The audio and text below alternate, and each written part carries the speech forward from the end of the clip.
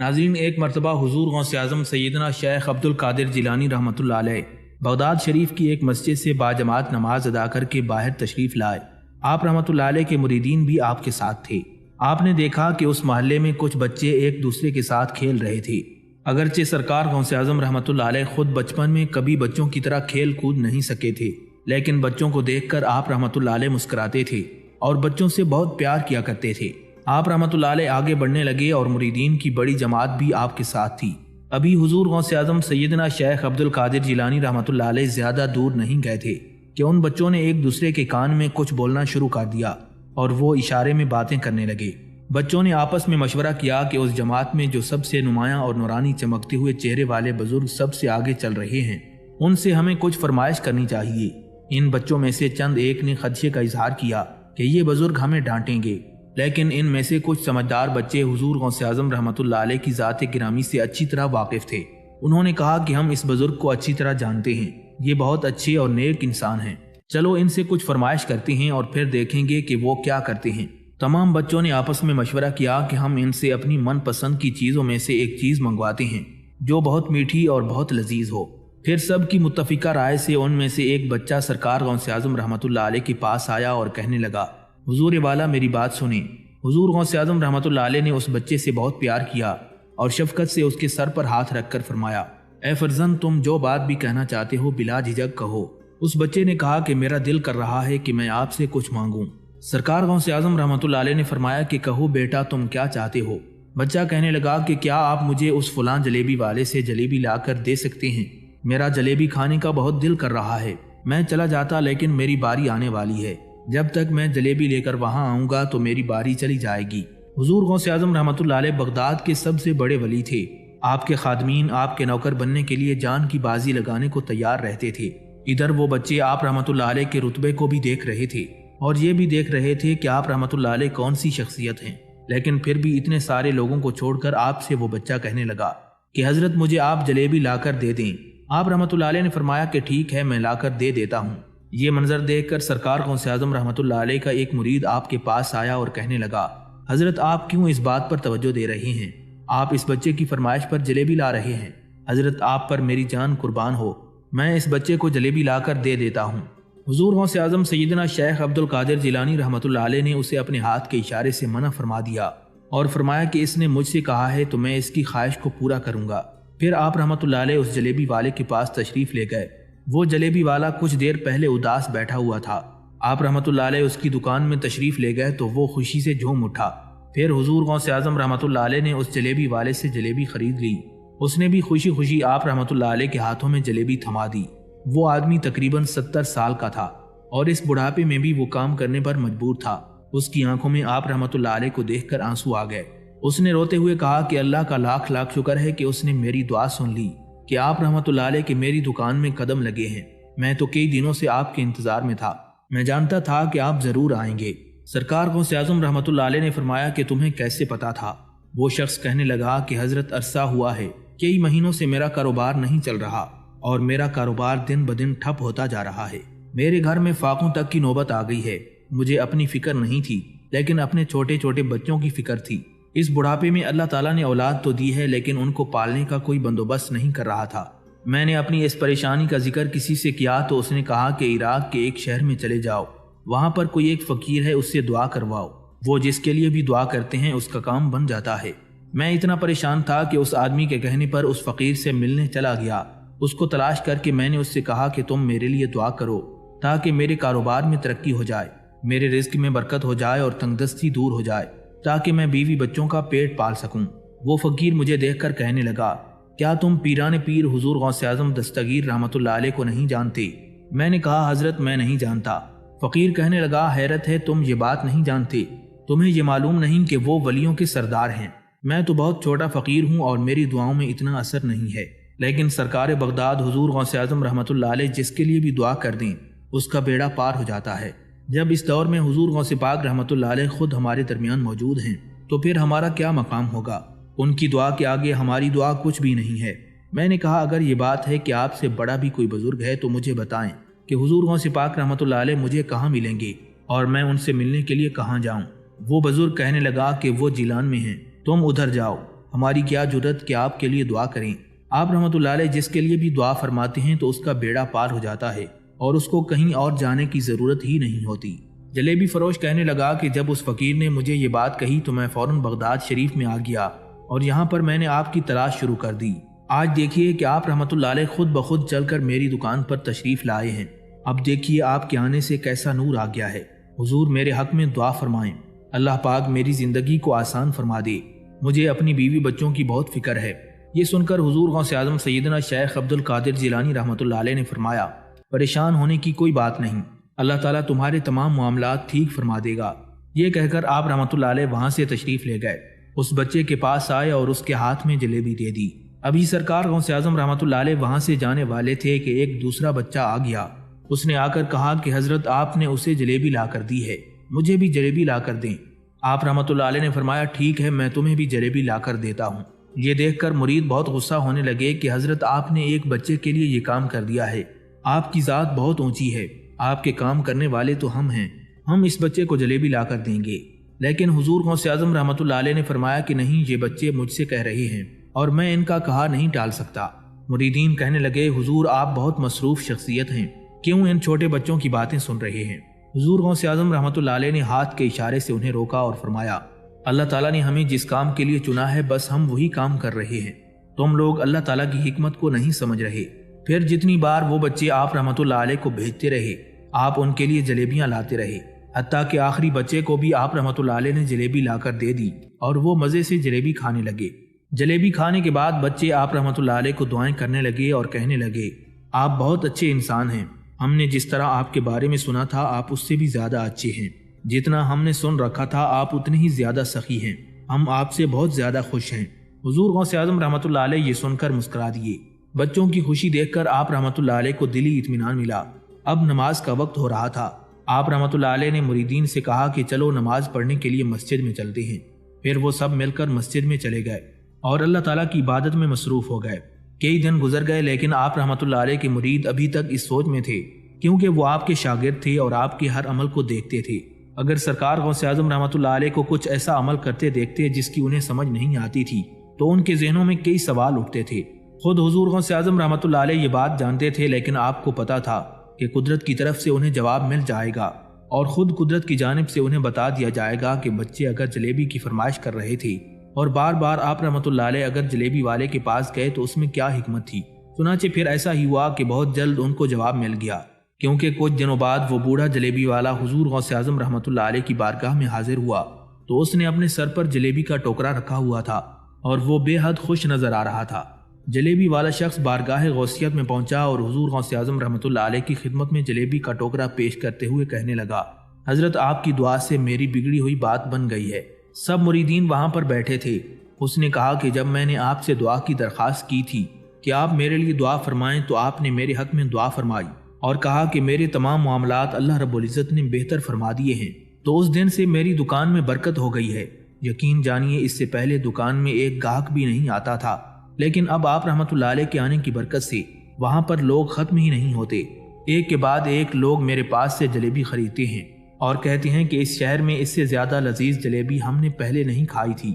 میرے ہاتھ کی بنائی ہوئی جلیبی کے کھانے کو لوگ لنگر غوثیہ سمجھتے ہیں۔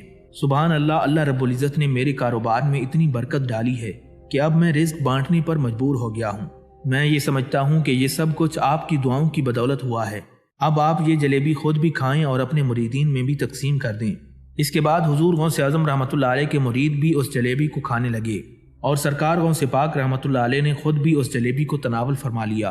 حضور غوث پاک رحمۃ اللہ علیہ نے فرمایا کہ اللہ تبارک و تعالیٰ نے ہمیں یہ طاقت دی ہے کہ 5 سال سے لے کر 100 سال کے بزرگ تک بھی یہ بات مانتے ہیں کہ اگر وہ ہمارے پاس آ کر دعا کروائیں تو اللہ تعالیٰ اس دعا کو سنتا ہے، اس بندے کا کہا نہیں ٹالتا اور اس کے مشکل حالات کو ٹال دیتا ہے۔ حضور غوث اعظم رحمۃ اللہ علیہ کے مریدین اب یہ بات سمجھ گئے کہ آپ رحمۃ اللہ علیہ ان بچوں کی بات کیوں مانتے رہے اور کیوں آپ رحمۃ اللہ علیہ نے ان بچوں کی بات پر اتنی اہمیت دی تھی، کیونکہ ایک بوڑھے کی مدد کرنے کے لیے آپ رحمۃ اللہ علیہ نے یہ سب کیا تھا، وسیلہ وہ معصوم بچے بنے۔ لیکن اللہ رب العزت نے حضور غوث پاک رحمۃ اللہ علیہ کو برکت کی وجہ سے اس کی دکان پر بھیجا۔ ناظرین، ایک مرتبہ سرکار بغداد حضور غوث اعظم سیدنا شیخ عبد القادر جیلانی رحمۃ اللہ علیہ دریا کی طرف تشریف لے جا رہے تھے تو وہاں کنارے پر انہوں نے ایک 90 سال کی بڑھیا کو دیکھا جو انتہائی پرسوز انداز میں زار و قطار رو رہی تھی۔ آپ رحمۃ اللہ علیہ نے اپنے ساتھ موجود ایک مرید سے پوچھا، یہ بوڑھی عورت کیوں رو رہی ہے؟ اس مرید نے بارگاہ غوثیت میں عرض کیا کہ یا حضرت، اس بوڑھی عورت کا اکلوتا خوبرو بیٹا تھا، بیچاری نے اس کی شادی رچائی، دلہا نکاح کر کے دلہن کو اسی دریا میں کشتی کے ذریعے اپنے گھر لا رہا تھا کہ اسی دوران کشتی الٹ گئی اور دلہا دلہن سمیت ساری بارات ڈوب گئی۔ اس واقعے کو برسوں گزر چکے ہیں، مگر ماں کو اب بھی اپنے بیٹے اور بہو کا انتظار رہتا ہے اور اس بیچاری کا غم جاتا ہی نہیں۔ روزانہ اس دریا پر آتی ہے اور بارات کو نہ پا کر رو دھو کر چلی جاتی ہے۔ حضور غوث پاک رحمۃ اللہ علیہ کو اس بوڑھی عورت پر بڑا ترس آیا۔ آپ رحمۃ اللہ علیہ وہیں اللہ کے حضور سجدہ ریز ہو گئے اور ڈوبی ہوئی کشتی دریا سے برآمد ہونے کی التجا کرنے لگے۔ ابھی شیخ عبد القادر جیلانی رحمۃ اللہ علیہ نے سجدے سے سر بھی نہیں اٹھایا تھا کہ اچانک وہ کشتی دلہا دلہن اور باراتی اپنے تمام ساز سامان کے ساتھ سطح آب پر نمودار ہو گئی۔ پھر چند ہی لمحوں میں وہ کشتی کنارے آ لگی۔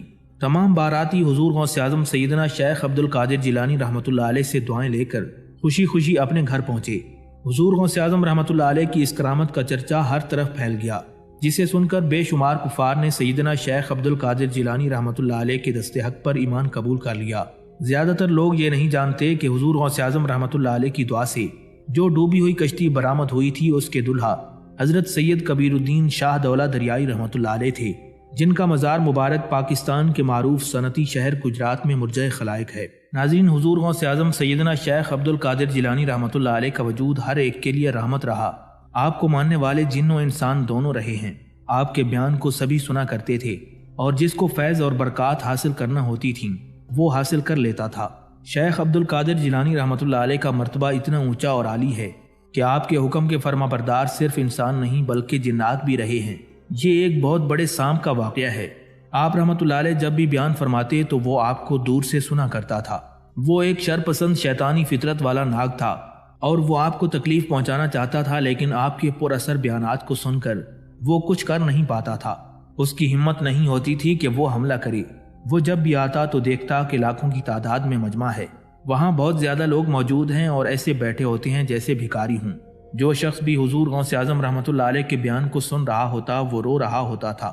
شیطانی سانپ کا پکا ارادہ تھا کہ وہ اللہ کے ولی کو نیکی کے کام سے روکے اور وہ ذکر الہی نہ کر سکے۔ اس سانپ نے بہت سے عبادت کرنے والوں کو ان کی عبادت سے ہٹنے پر مجبور کر دیا تھا، اور یہی سوچ کر وہ آپ رحمۃ اللہ علیہ کے دربار میں آ کر چھپ کر بیٹھ جاتا کہ سرکار بغداد رحمۃ اللہ علیہ کو بھی ان کی عبادت سے ہٹایا جا سکے۔ اس شیطان سانپ نے ہر طرح سے حضور غوث اعظم رحمۃ اللہ علیہ کو بہکانے کی کوشش کی، لیکن آپ کے خوبصورت الفاظ میں اتنی طاقت تھی کہ وہاں وہ کچھ بھی کر نہیں پا رہا تھا۔ پھر ایک دن اس نے بڑے شیطان کی مدد لی اور کہا کہ میں اللہ کے ولی کو ان کی جگہ سے ہٹانا چاہتا ہوں۔ لوگ ان کے دیوانے ہیں، ان کے تابعدار ہیں اور ان کے فرما بردار ہیں۔ ان کے بیانات کو سننے کے لیے پاگل ہو جاتے ہیں، ان کی بہت تعظیم اور ادب کرتے ہیں، اور یہ بات مجھے برداشت نہیں ہوتی۔ اے شیطان، مجھے طاقت دو تاکہ میں اس کے کام میں رکاوٹ بن سکوں، تاکہ وہ کسی کو اچھی بات نہ سکھا سکیں اور کسی کو بھی کلمہ نہ پڑھا سکیں۔ اس طرح وہ سانپ شیطان کی مدد لے کر حضور غوث اعظم رحمۃ اللہ علیہ پر حملہ کرنے کا طریقہ سیکھ گیا۔ ایک دن جب سرکار غوث اعظم رحمۃ اللہ علیہ اپنے مدرسے میں جلوہ افروز تھے، بڑے بڑے عالم دین وہاں بیٹھے تھے اور بہت تعظیم اور ادب کے ساتھ بیان سن رہے تھے۔ اس بڑے اجتماع میں حضور غوث اعظم رحمۃ اللہ علیہ اس طرح بیان کر رہے تھے کہ لوگ اتنے محو تھے کہ کسی کو بھی اپنا ہوش نہیں تھا۔ اسی دوران اچانک وہ سانپ آ کر چھت سے زمین پر گر پڑا۔ وہاں پر موجود تمام لوگوں میں بھگدڑ مچ گئی۔ ظاہر سی بات تھی کہ وہ اتنا بڑا سانپ تھا اور اس نے آپ پر حملہ کر دیا تھا۔ ہر طرف خوف و ہراس پھیل گیا۔ لوگ ڈرتے ہوئے وہاں سے بھاگنے لگے۔ جو آپ کے چاہنے والے تھے ان کو بھی آپ کی فکر ہونے لگی، مگر سرکار بغداد حضور غوث اعظم رحمۃ اللہ علیہ اپنی جگہ سے نہیں ہلے۔ اب وہ سانپ دیکھ رہا تھا کہ آپ رحمۃ اللہ علیہ تو اپنی جگہ سے ہل ہی نہیں رہے، نہ ہی ڈر رہے ہیں اور نہ چہرے پر کوئی خوف ہے، بلکہ بڑے ہی مطمئن انداز میں بیٹھے ہیں اور اپنے بیان کو روکا ہی نہیں۔ سانپ ہمت کر کے حضور غوث اعظم رحمۃ اللہ علیہ کے پیروں میں گھس گیا اور آپ کے جسم مبارک سے لپٹ گیا، پھر گریبان سے باہر نکلا اور گردن پر لپٹ گیا۔ مگر قربان جائیں پیر و مرشد شہنشاہ بغداد پر کہ آپ ذرا برابر بھی نہ گھبرائے اور نہ ہی بیان کو بند کیا، بلکہ مسلسل بیان جاری رکھا۔ حضور غوث اعظم رحمۃ اللہ علیہ کو اس سانپ کی تو کوئی فکر ہی نہیں تھی۔ بالآخر وہ سانپ تھک ہار کر زمین پر گر گیا اور پھر زمین پر کھڑا ہو کر آپ کے سامنے کافی دیر تک باتیں کرتا رہا۔ وہ ایسے کھڑا تھا جیسے کوئی دشمن اپنے کیے گئے وار کے ناکام ہو جانے پر عاجز ہو گیا ہو اور ناکام ہو گیا ہو۔ پھر اپنی بات کہہ کر نہ جانے وہ سانپ کہیں غائب ہو گیا۔ لوگ جو یہ ناقابل یقین منظر دیکھ رہے تھے اور سمجھ رہے تھے کہ وہ آپ کو بڑا نقصان پہنچائے گا، لیکن اس نے ایسا نہ کیا، تو وہ حیران و پریشان لوگ جو آپ کے چاہنے والے تھے دوبارہ آپ رحمۃ اللہ علیہ کے پاس آئے اور عرض کرنے لگے، حضور یہ تو یقین نہ کرنے والی بات ہے کہ اتنا خطرناک سانپ جس کی جسامت اتنی بڑی ہے وہ تو منٹوں میں کسی کو بھی چٹ کر جاتا ہے، لیکن وہ تو آپ کے ساتھ کچھ کر ہی نہیں پایا۔ پھر آپ رحمۃ اللہ علیہ کے سامنے بیٹھ کر کیا بولا اور اس نے آپ سے کیا باتیں کی؟ حضور غوث اعظم سیدنا شیخ عبد القادر جیلانی رحمۃ اللہ علیہ نے ارشاد فرمایا، وہ سانپ جو آپ سب نے دیکھا ہمارا دشمن تھا، وہ ہمیں بہکانے آیا تھا اور تکلیف پہنچانے آیا تھا۔ وہ چاہتا تھا کہ یہ بیان رک جائے، یہاں پر اللہ اور اس کے رسول صلی اللہ علیہ وآلہ وسلم کا کوئی ذکر نہ ہو۔ وہ کئی دنوں سے یہاں گھات لگا کر چھپ کر بیٹھا تھا، لیکن آج جب اس نے ہمت کی اور ہمارے جسم سے لپٹ گیا تو اس کو لگا کہ اس کے اندر کی طاقت ختم ہو چکی ہے۔ وہ اس لیے کیونکہ اللہ تبارک و تعالیٰ کی حفاظت بہت بڑی ہے، شیطان تو ہمارا کھلا دشمن ہے۔ پھر بھی وہ تھک ہار کر ہمارے سامنے آ کر کہہ رہا تھا، اے پیروں کی پیر دستگیر، میں نے بہت سارے عابد و زاہد دن رات اللہ کا شکر ادا کرنے والے، جن کی نمازیں کبھی بھی نہیں چھوڑتی تھیں اور جو دل میں اللہ کی تسبیح بیان کیا کرتے تھے، میں نے ان سب کو آزمایا۔ میں نے اس سے کہا کہ زندگی اور موت دینے والی ذات اللہ تبارک و تعالیٰ کی ہے، تو محض ایک مخلوق ہے، موت تو تجھے بھی آنی ہے، تو میرا کیا بگاڑے گا؟ سب سے بڑی حفاظت تو اللہ تعالیٰ کی ہوتی ہے۔ یہ سننے کے بعد وہ سانپ غائب ہو گیا۔ پھر اس کے آگے حضور غوث اعظم رحمۃ اللہ علیہ نے مجمع کے آگے خطاب کرنا شروع کر دیا اور لوگوں کے ڈر کو ختم کر دیا۔ وہ سانپ اپنی ضد کا پکا تھا، شیطان اس کا دوست تھا۔ وہ دل ہی دل میں سوچتا رہتا تھا کہ یہاں تو میں کچھ بھی نہیں کر پایا، اتنے لوگوں کے درمیان بھی یہ بزرگ اپنی بڑائی بیان کر رہے تھے، یہ ضرور اس بات پر فخر کر رہے تھے کہ مجھ جیسا بڑا سانپ ناکام ہوا، میں اب ڈر کر واپس نہیں جاؤں گا، میں ان کو ان کے اسلام سے منکر کر کے ہی رہوں گا۔ یہ اس سانپ کی گندی اور ناپاک خواہش تھی۔ دراصل وہ جانتا ہی نہیں تھا کہ سامنے کوئی عام شخصیت نہیں، بلکہ اس کے سامنے ولیوں کے سردار کی شخصیت بیٹھی ہے۔ وہ سانپ اسی طاق میں تھا کہ کسی دن اکیلے میں ملے تو سب سے پہلے ان کو نقصان پہنچاؤں گا اور ان کی نماز توڑواؤں گا۔ پھر ایک دن اس سانپ کو اس وقت موقع مل گیا جب آپ رحمۃ اللہ علیہ ایک مسجد میں نماز میں مشغول تھے۔ حضور غوث اعظم رحمۃ اللہ علیہ اللہ کی محبت میں سجدے ہی کیے جا رہے تھے۔ اسی دوران وہی خبیث سانپ وہاں رینگتا ہوا آ گیا۔ پھر وہ آپ رحمۃ اللہ علیہ کی جائے نماز کے پاس پہنچا اور اس نے آپ کے سجدے کی جگہ پر سر رکھ کر منہ کھول دیا۔ اس کو اس بات پر بڑا ہی گھمنڈ تھا کہ اب تو بچنے کی کوئی صورت نظر نہیں آ رہی۔ اگر کوئی معمولی انسان ہوتا تو وہ ڈر کے مارے نماز ہی توڑ دیتا، لیکن حضور غوث اعظم رحمۃ اللہ علیہ تو اللہ کے سوا کسی سے ڈرنے والے نہیں تھے۔ آپ رحمۃ اللہ علیہ قیام میں صورتیں پڑھتے ہی جا رہے تھے اور چہرے مبارک پر کوئی ڈر نہیں آیا تھا۔ جب سرکار غوث اعظم رحمۃ اللہ علیہ سجدے میں جانے لگے تو بہت سکون سے اسے ہٹا دیا، جیسے وہ کوئی موذی تکلیف دینے والا جانور نہیں بلکہ کوئی کیڑا ہو۔ اس پر وہ سانپ بلبلا گیا اور پیچھے نہ ہٹا، بلکہ وہ آپ کی گردن سے لپٹ گیا۔ پھر بھی آپ رحمۃ اللہ علیہ نے نماز نہیں توڑی بلکہ برابر نماز ادا کرتے رہے۔ اب اس جہنمی سانپ نے اپنی گرفت ڈھیلی کی اور گردن سے اپنے پل کھول کر آپ رحمۃ اللہ علیہ کے کرتے کے اندر لے گیا اور آپ کی ایک آستین سے گھس کر دوسری آستین سے نکل گیا۔ اب سانپ ہر طرح سے نماز توڑوانے کی کوشش کر رہا تھا کہ کبھی تو آپ ہٹیں گے، کبھی تو نماز کو درمیان سے توڑیں گے، لیکن سرکار بغداد رحمۃ اللہ علیہ نے پوری نماز ادا فرمائی اور نماز کو مکمل کر لینے کے بعد آپ نے سلام پھیرا۔ یہ دیکھ کر سانپ نے خود کو ڈھیلا چھوڑ دیا اور بغیر کچھ بولے غائب ہو گیا۔ وہ کہاں سے آیا تھا اور کیوں آیا تھا یہ سب اس وقت نہیں بتایا۔ اگلے روز حضور غوث اعظم رحمۃ اللہ علیہ پھر اسی مسجد میں نماز پڑھنے کے لیے تشریف لائے تو مسجد میں آ کر جیسے ہی نگاہ اٹھی تو آپ نے بڑی بڑی آنکھوں والا ایک آدمی دیکھا جس کا منہ سیاہ تھا۔ وہ بہت لاچاری، کمزوری اور بے بسی کے عالم میں کھڑا تھا اور آپ کو التجائی آنکھوں سے دیکھ رہا تھا۔ چونکہ حضور غوث اعظم رحمۃ اللہ علیہ کے جنات بھی ماننے والے تھے، اس لیے آپ رحمۃ اللہ علیہ نے اسے دیکھ کر اندازہ لگا لیا کہ یہ کوئی انسان نہیں بلکہ ایک جن ہے۔ پھر وہ جن بڑی مشکل سے چلتا ہوا آپ کے پاس آیا اور ہاتھ جوڑ کر معافی مانگنے لگا اور بلک بلک کر رونے لگا۔ پھر جب اس نے رونا بند کر دیا تو وہ جن نما انسان آپ سے کہنے لگا، میں دوزخی جہنمی آپ رحمۃ اللہ علیہ کو تنگ کرتا رہا، میں کئی مہینوں سے بیٹھا رہا کہ آپ رحمۃ اللہ علیہ کو آپ کے کام سے بے دخل کروا دوں اور لوگوں کی نظروں میں آپ کے مقام و مرتبے کو کم کروا دوں۔ میں اسی کوشش میں رہا کہ آپ کے چاہنے والوں کی تعداد کم ہو جائے۔ میں وہی سانپ ہوں اور میں نے سانپ کے روپ میں بہت سے اللہ والوں کو آزمایا ہے، لیکن آپ جیسا کسی کو ثابت قدم نہیں پایا۔ نہ میں آپ کے بیان کو روک سکا، نہ ہی آپ کی نماز سے آپ کو ہٹا سکا۔ شیطان کی مدد سے خاص عمل سیکھ کر بھی میں نے آپ کو بہکانا چاہا، مگر آپ کی اللہ تعالیٰ سے محبت کو ختم نہ کر سکا۔ یہ سن کر حضور غوث اعظم سیدنا شیخ عبد القادر جیلانی رحمۃ اللہ علیہ نے فرمایا، مجھے اس بات پر کوئی فخر یا غرور نہیں ہے اور نہ ہی یہ کوئی دکھاوا ہے۔ میرے اندر تو ازل سے یہ خواہش ہی نہیں تھی کہ لوگوں کے درمیان خود کو منواؤں۔ میں تو یہ اللہ کی محبت میں کر رہا ہوں۔ یہ تو اللہ کا کرم ہے کہ لوگ مجھے چاہتے ہیں، تم جیسے جنات بھی مجھے چاہتے ہیں۔ کیا تم جانتے ہو کہ شروع میں مجھ پر سختیاں رکھی گئیں؟ جب سختیاں انتہا کو پہنچ گئیں تو میں عاجز آ کر زمین پر لیٹ گیا۔ اس وقت بھی میری زبان پر قرآن مجید کی یہ 2 مبارک آیتیں آئیں، فَإِنَّ مَعَ الْعُسْرِ يُسْرًا، إِنَّ مَعَ الْعُسْرِ يُسْرًا، بے شک دشواری کے ساتھ آسانی ہے، بے شک دشواری کے ساتھ آسانی ہے۔ پھر اس انسان نما جن نے آپ رحمۃ اللہ علیہ سے سوال کیا کہ حضرت آپ اپنے دست مبارک پر مجھے توبہ کروائیں اور میں مسلمان ہونا چاہتا ہوں۔ اس کے بعد وہ جن حضور غوث اعظم رحمۃ اللہ علیہ کے دست حق پر مسلمان ہو گیا اور اس نے گناہوں سے توبہ کر لی۔ ناظرین، حضور غوث اعظم سیدنا شیخ عبد القادر جیلانی رحمۃ اللہ علیہ فرماتے ہیں کہ زمانہ طالب علمی میں جب میں بغداد شریف میں مقیم ہو کر تعلیم حاصل کر رہا تھا تو اس وقت جو دینار میری والدہ ماجدہ نے مجھے دیے تھے وہ بھی اب ختم ہو چکے تھے، جس کی وجہ سے مجھے کافی تنگ دستی اور آزمائش کا سامنا کرنا پڑا تھا۔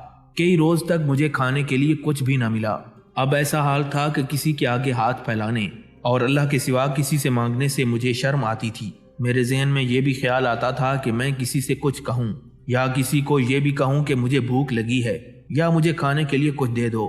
اگر اس ویرانے سے جنگل سے کچھ مل جاتا تو یہ تو اللہ رب العزت کی جانب سے ہوتا، مگر کسی انسان کے آگے آ کر شرم سے سر جھکانا یہ منظور نہیں تھا۔ میں تو شروع سے قرض لینا ہی نہیں چاہتا تھا کہ قرض لوں اور کسی کو کہوں کہ مجھے کچھ کھانے کو دے دے، لیکن کیا کرتا کہ اس ویرانے جنگل میں کچھ بھی نہیں مل رہا تھا۔ حال ایسا تھا کہ آنتوں سے آواز آنے لگی اور ایسی حالت تھی کہ شاید دم ہی نکل جاتا۔ بھوک زوروں سے لگ رہی تھی اور اس جگہ کھانے کے لیے کچھ بھی نہیں تھا۔ میں نے اللہ تبارک و تعالیٰ کی بارگاہ میں دعا مانگی، اے اللہ تو ہی کوئی انتظام کر دے، غیب سے میری مدد کر دے اور غیب سے روٹی کا انتظام کر دے۔ ایک دن بھوک کی شدت سے میں دریائے دجلہ کی طرف گیا تاکہ وہاں گھاس یا سبزی کے پتے کھا سکوں، مگر وہاں مجھ سے پہلے بہت سے فقراء اور درویش موجود تھے۔ اگر کوئی چیز انہیں ملتی تو اس پر سب کا رش پڑ جاتا۔ میں انہیں دیکھ کر شہر واپس آ گیا کہ وہاں کوئی چیز تلاش کروں، لیکن وہاں بھی کچھ نہیں ملا۔ بالآخر میں بھوک سے نڈھال ہو کر مسجد کے ایک کونے میں بیٹھ گیا اور اللہ رب العزت کا ذکر کرنے لگا۔ شدت بھوک اور پیاس سے میرا سر چکرانے لگا اور آنکھوں کے سامنے اندھیرا چھانے لگا۔ پھر یہ حالت ہو گئی کہ اٹھنا مشکل ہو گیا۔ فاقہ اس قدر بڑھ گیا کہ جسم میں جان نہیں بچی تھی۔ تبھی غیب سے ایک آواز آئی، اے عبد القادر، اب آپ برداشت نہیں کر سکو گے، اٹھو اور کسی سے قرض لے لو، کسی سے قرض لے کر اپنے لیے روٹی لاؤ۔ حضور غوث اعظم رحمۃ اللہ علیہ کو یہ بات منظور نہیں تھی کہ آپ رحمۃ اللہ علیہ کسی سے قرض لیتے، لیکن بھوک کی شدت اتنی غالب تھی کہ آپ نے مجبور ہو کر اپنے قدم شہر کی طرف دوبارہ بڑھا دیے۔ دکانیں تو بہت سی تھیں، لیکن آپ کو ایک نان بائی کی دکان نظر آئی۔ وہاں بہت گرم گرم اور خستہ نان تھے جو آپ کے سامنے نان بائی تندور سے نکال رہا تھا۔ یاد رہے کہ اللہ والے لذت کے لیے اور زبان کے ذائقے کے لیے نہیں کھاتے، ان کی مجبوری ہوتی ہے کہ وہ اگر نہ کھائیں تو بھوک سے ان کی جان چلی جائے۔ اسی وجہ سے حضور غوث اعظم رحمۃ اللہ علیہ نے اس روٹی کو لینا منظور کر لیا، اور اس لیے بھی کہ یہ آواز غیب سے آئی تھی اور کوئی نفس کی خواہش نہیں تھی۔ اب آپ رحمۃ اللہ علیہ چلتے ہوئے نان بائی کے پاس پہنچے۔ اس نان والے نے آج تک آپ کو نہیں دیکھا تھا، کیونکہ آپ رحمۃ اللہ علیہ نے اس سے بلکہ کسی سے بھی روٹی نہیں لی تھی۔ اس نان والے کے دل میں اللہ تعالیٰ نے ان کے لیے یہ بات ڈال دی تھی کہ یہ اللہ تعالیٰ کے برگزیدہ بندے ہیں اور جوانی میں ہی اللہ رب العزت کی طرف رجوع کر چکے ہیں۔ یہ طالب علم ہیں، اس لیے ان کے لیے روٹی کا انتظام کیا جائے۔ نان بائی کے دل میں خود بخود آپ رحمۃ اللہ علیہ کی عزت آ گئی اور ایسا لگنے لگا کہ وہ آپ کو پہچانتا ہے، آپ کی بہت عزت کرتا ہے۔ حضور غوث اعظم رحمۃ اللہ علیہ فرمانے لگے کہ وہ مجھ سے کہنے لگا، آپ عبد القادر ہیں؟ میں نے کہا ہاں، میں عبد القادر ہوں۔ اس نے پوچھا، وہی عبد القادر جو بغداد شریف میں علم حاصل کرنے کے لیے آیا ہے؟ آپ رحمۃ اللہ علیہ نے فرمایا، ہاں میں وہی ہوں۔ اس نان بائی نے کہا، کیا لینا چاہتے ہو؟ میں نے کہا کہ اگر میں روزانہ تم سے ایک نان بطور قرض لوں تو کیا تم مجھے دے دو گے؟ مجھے بہت بھوک ہے اور بھوک سے پڑھا نہیں جا رہا۔ نان بائی کہنے لگا، ارے آپ کیسی باتیں کرتے ہیں، یہ تو سب آپ کا ہے، ایک نان کیا آپ تو پوری دکان لے لیں، مجھے کوئی اعتراض نہیں ہوگا۔ لیکن سرکار غوث اعظم رحمۃ اللہ علیہ نے فرمایا، نہیں، مجھے صرف ایک نان چاہیے، تم مجھے روزانہ 1 یا 1.5 نان دے دینا، اور اس کے بدلے جب بھی میرے پاس پیسے ہوں گے تو میں تمہیں قرض لٹا دوں گا، کیونکہ میں اپنے سر پر کوئی بھی قرض نہیں رکھتا۔ یہ سن کر نان والے نے کہا کہ حضرت مجھے کوئی مسئلہ نہیں، میں نے آپ سے کہہ دیا ہے کہ یہ سب کچھ آپ کا ہے، جتنا دل چاہے آپ نان لے سکتے ہیں، لیکن میں نے کہا کہ مجھے صرف ایک نان چاہیے جس سے میرا پیٹ بھر جائے اور جس کی وجہ سے مجھ سے پڑھا جا سکے۔ اس کے بعد حضور غوث اعظم رحمۃ اللہ علیہ نے نان لے لیا اور واپس جنگل میں آ گئے اور اللہ رب العزت کا شکر ادا کرنے لگے۔ اس کے بعد حضور غوث اعظم رحمۃ اللہ علیہ فرماتے ہیں کہ میں اپنی کتاب پڑھنے لگا، علم حاصل کرنے لگا۔ میں علم کی منازل طے کرتا جا رہا تھا۔ یہ علم دنیا کا علم نہیں تھا، بلکہ آپ رحمۃ اللہ علیہ کی ذات پر اسرار و رموز کھل رہے تھے۔ آپ رحمۃ اللہ علیہ کو وہ باتیں معلوم ہو رہی تھیں جو کسی عام انسان کو پتہ نہیں چل پاتی۔ یقیناً یہ وہ علم تھا جس سے دنیا اور انسانیت کو فائدہ پہنچنے والا تھا۔ اب یوں ہی دن گزرتے گئے۔ پھر ایک دن حضور غوث اعظم رحمۃ اللہ علیہ کے دل میں خیال آیا کہ میں تو روزانہ نان والے سے ایک نان لیتا ہوں اور وہ مجھے بڑی محبت سے نان دے دیتا ہے، میری عزت بھی کرتا ہے، لیکن کیا یہ ٹھیک ہے کہ میں قرض پر قرض لیتا جا رہا ہوں، جبکہ میں نے اس سے یہ وعدہ کیا تھا کہ میں یہ اپنا قرض لوٹا دوں گا، لیکن میرے پاس ابھی تک پیسے نہیں ہیں۔ پھر میں کیسے اس نان والے کے پیسے واپس کروں گا؟ مجھے یہ خیال اتنی شدت سے آیا کہ میں اپنے آپ سے کہنے لگا، اے عبد القادر، قرض تو قرض ہوتا ہے اور تم قرض کی روٹی کھاتے جا رہے ہو، کچھ تو کرنا پڑے گا۔ اس نان والے کو پیسے تو دینے پڑیں گے، لیکن کوئی طریقہ نظر نہیں آ رہا تھا۔ حضور غوث پاک رحمۃ اللہ علیہ فرماتے ہیں کہ مجھے اتنی شرم آئی کہ شرم کے مارے میں کتنے دن تک روٹی لینے کے لیے اس کے پاس جاتا ہی نہیں تھا کہ کیسے میں اس سے نظریں ملاؤں گا۔ بہت دن گزر گئے اور میں اس نان والے کے پاس نہیں گیا۔ ایک دن میں بیٹھا سوچ رہا تھا کہ نان بائی کا قرض اسے کیسے لوٹاؤں گا کہ اچانک غیب سے آواز آئی۔ کہنے والا کہہ رہا تھا کہ اے عبد القادر، آپ کی روٹی کا ذمہ اللہ تعالیٰ نے لیا ہے، اب اس بات کی فکر کیوں کرتے ہو؟ آپ کو ضرور جانا چاہیے تھا۔ حضور غوث پاک رحمۃ اللہ علیہ نے فرمایا کہ میں تو یہی سوچ کر ہی شرما گیا کہ قرض کی روٹی میں کیسے کھاؤں، اب میں وہاں نہیں جاؤں گا۔ میں نے یہ فیصلہ کیا ہے کہ اس نان والے سے روٹی نہیں لوں گا اور اس کے پاس بھی نہیں جاؤں گا۔ فوراً غیب سے آواز آئی، اے عبد القادر، قرض کی ادائیگی کرنے تو جانا ہی پڑے گا، اللہ تعالیٰ آپ کو بہت چاہتا ہے، آپ پر کسی کا کوئی قرض نہیں ہے، آپ اس کی فکر نہ کریں۔ آپ کے قرض کو لوٹانے کی ذمہ داری خود اللہ تعالیٰ نے لے لی ہے، جو تمام خزانوں کا مالک ہے، جو بادشاہوں کا بادشاہ ہے۔ آپ کی ذمہ داری تو اس کے ہاتھ میں ہے، آپ کیوں فکر کرتے ہیں اور آپ کیوں پریشان ہوتے ہیں؟ حضور غوث پاک سیدنا شیخ عبد القادر جیلانی رحمۃ اللہ علیہ نے فرمایا، میں روٹی کا قرضہ کیسے اتاروں گا؟ غیب سے آواز آئی، اے عبد القادر، اس جگہ پر جاؤ جو ہم آپ کو بتا رہے ہیں، کسی سے بات چیت کیے بغیر وہاں جو بھی چیز ملے گی وہ اٹھا لینا اور اس سے نان والے کا قرض چکتا کر دینا۔ آپ رحمۃ اللہ علیہ نے فرمایا کہ میں بتائے ہوئے مقام پر پہنچا۔ وہ جگہ آبادی سے بہت دور تھی، وہاں ویرانہ ہی ویرانہ تھا اور کسی ذی روح کا آنا جانا ہی نہیں تھا۔ میں نے دیکھا دور ایک تھیلا چمک رہا تھا۔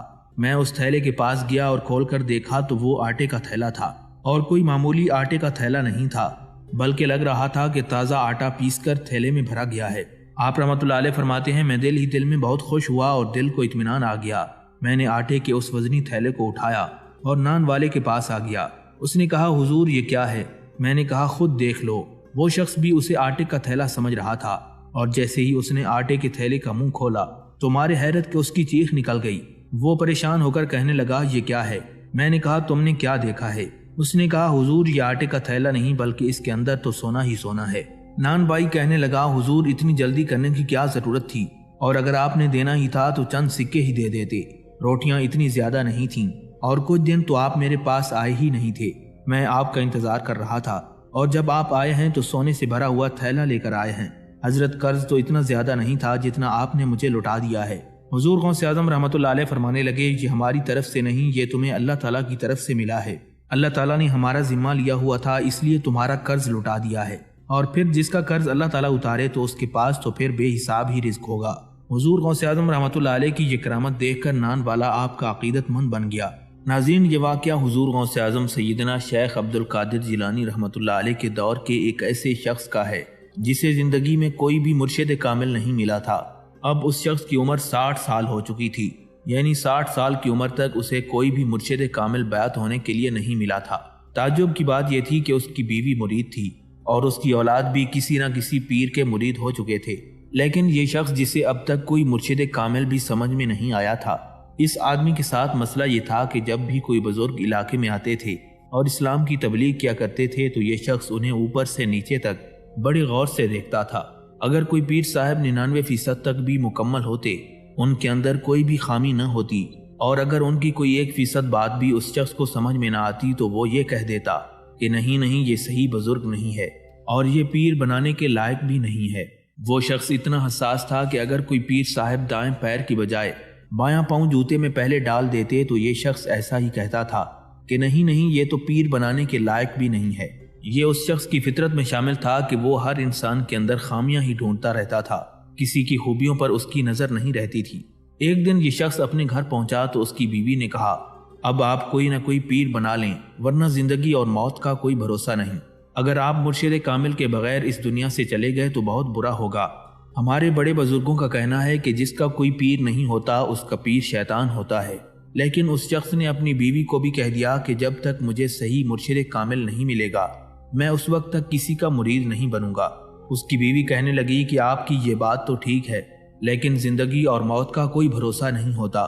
اگر میں مر گئی تو قیامت کے دن میں اپنے مرشد کامل کے ساتھ اٹھوں گی، لیکن اس وقت آپ کیا کریں گے؟ بیوی کی بات سن کر اس شخص کا دماغ کھل گیا۔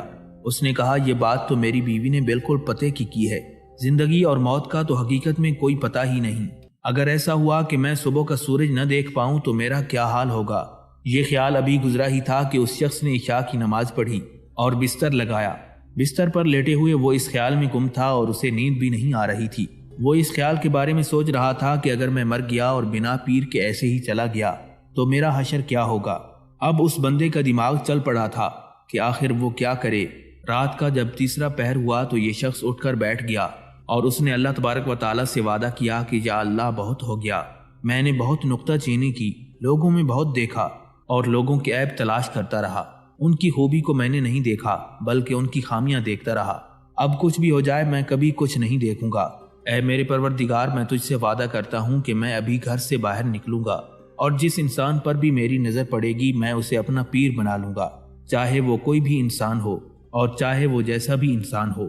وہ شخص اپنے گھر سے یہ عہد کر کے نکل گیا۔ اس نے دیکھا کہ سامنے چوروں کا قافلہ جا رہا تھا جس میں تمام چور موجود تھے، اور اس قافلے میں جو چور سب سے پیچھے تھا وہ اس شخص کے سامنے آ گیا۔ جیسے ہی وہ چور سامنے آیا تو اس نے اپنا چہرہ چھپایا ہوا تھا، کیونکہ وہ چور تھا اس لیے اس نے چہرہ چھپایا ہوا تھا۔ چور کو دیکھتے ہی اسے اپنا وعدہ یاد آ گیا کہ جو بندہ بھی میرے سامنے آئے گا میں اسے اپنا پیر بنا لوں گا۔ اس شخص نے اپنے وعدے کے تحت نہ آؤ دیکھا نہ تاؤ دیکھا، اس چور کا پاؤں پکڑ لیا اور کہنے لگا کہ پیر صاحب مجھے اپنا مرید بنا لیں۔ چور اس شخص کو اوپر سے نیچے تک دیکھ رہا تھا کہ یہ مجھے پیر صاحب کیوں کہہ رہا ہے۔ وہ چور اسے سمجھاتے ہوئے کہنے لگا کہ بھائی کیا میں تمہیں پیر نظر آتا ہوں؟ میں تو خود کسی کا مرید نہیں تو پھر میں تیرا پیر کیسے ہوا؟ وہ شخص کہنے لگا کہ مجھے اس سے کوئی مطلب نہیں، میں نے تو اپنے رب سے وعدہ کیا ہے کہ مجھے جو شخص ملے گا میں اس کا مرید ہو جاؤں گا۔ اب تم مجھے مل گئے ہو، تم آئے نہیں ہو بلکہ اللہ تعالیٰ نے تمہیں میرے لیے بھیجا ہے۔